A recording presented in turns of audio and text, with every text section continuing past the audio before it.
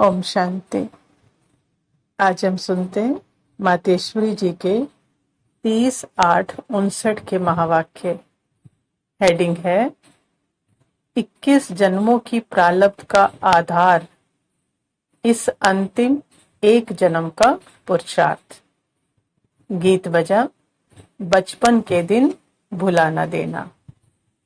मम्मा कहते, परमात्मा के साथ ये हमारे बचपन के दिन है, जिसका ही गायन है।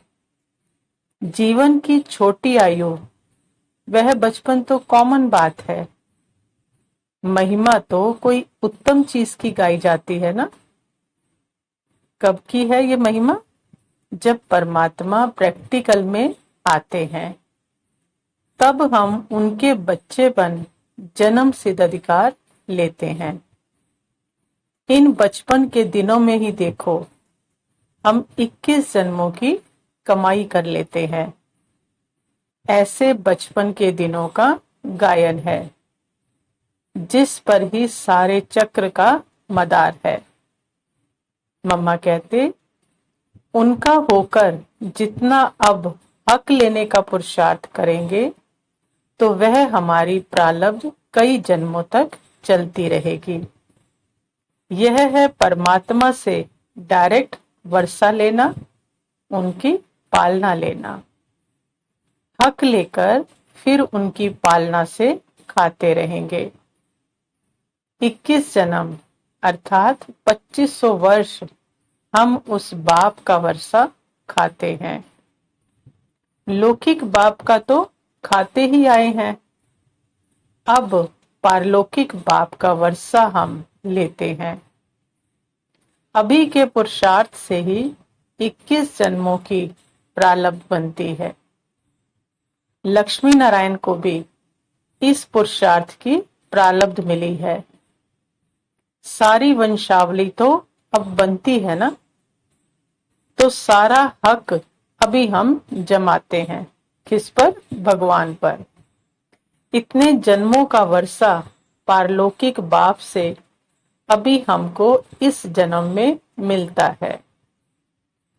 उस पालना में दुख अशांति हो नहीं सकती। अभी तो कर्म बंधाई मानी के हिसाब से चलते हैं। फिर हम किसका खाएंगे? फिर हम पारलौकिक बाप का खाते हैं। 21 जन्मों तक उनका वर्षा पाते हैं। और अभी क्या है? ये है हमारा बचपन। अभी उनका बन हक लेने का दाव हम लगा रहे हैं। ये है सबसे श्रेष्ठ प्रारब्ध।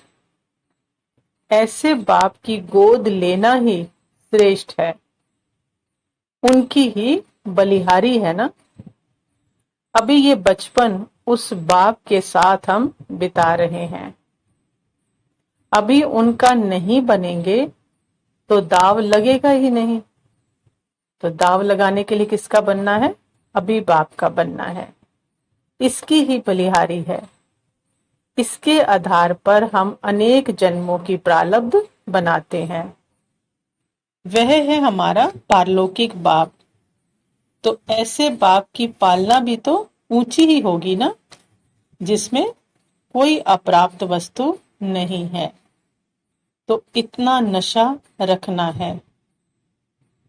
इतनी ऊंच प्राप्ति के लिए अपना दाव पूरा लगाते रहना। मम्मा कहते, इसमें ही हमारा क्या है? फायदा है।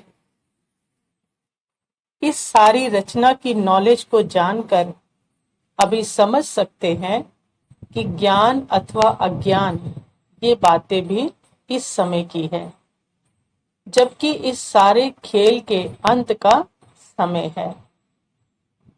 परमात्मा द्वारा ही ये नॉलेज मिलती है, जिससे फिर नई दुनिया स्थापन होती है। और नॉलेज देने का समय अंत का ही हो सकता है, क्योंकि सतयुग में भी देवताएं हैं। उस समय ज्ञान की आवश्यकता नहीं है। पीछे तो दुनिया को पूरा नीचे आना ही है, तो भी ज्ञान की दरकार नहीं है। मनुष्य आत्मा जब अज्ञान में हो तब ज्ञान देने के लिए फिर परमात्मा की आवश्यकता है। देवताओं के लिए कहते हैं कि वो इस धरनी पर पांव नहीं रखते, तो मम्मा कहते फिर ज्ञान कैसे देंगे। हाँ, परमात्मा आते हैं क्योंकि नॉलेजफुल भी वह है। कहते हैं जब जब धर्म गलानी होती है तब मैं आता हूं। परमात्मा का कर्तव्य गाया हुआ है। देवताएं भी मनुष्य थे, वह इस पृथ्वी पर आकर ज्ञान नहीं देते हैं। तो हम जानते हैं कि एक ही समय पर एक परमात्मा ही आकर ज्ञान देते हैं। दुर्गति हो तब सदगति के लिए ज्ञान की आवश्यकता हो ना। जब पूरी दुर्गति हो गई अब कलयुग में, तो तभी तो सदगति के लिए बाबा ज्ञान देने आते हैं। सदगति दाता भी परमात्मा को ही कहा जाता है। परमात्मा द्वारा ही हम सारी नॉलेज जानते जा रहे हैं। जिनको त्रिकालदर्शी ऋषि मुनि कहा जाता है, वह भी परमात्मा के बारे में बेअंत कहते हैं। आज की दुनिया फिर कहती है कि परमात्मा सर्वव्यापी है, अथवा क्या कह देती है, अहम शिवो अहम। तो फिर बेअंत की तो बात ही नहीं रहती। जरूर कुछ भूल है, तब तो ऐसी ऊंच बुद्धि वालों ने भी उसको क्या कहा है, बेअंत कहा है। ये नॉलेज मिल भी उनसे सकती है जिसके पास सबका नॉलेज है। और मम्मा कहते जब मनुष्य की पूरी दुर्गति होती है तब परमात्मा आकर ज्ञान देते हैं, जो खुद सदा समर्थ है। अच्छा, ओम शांति।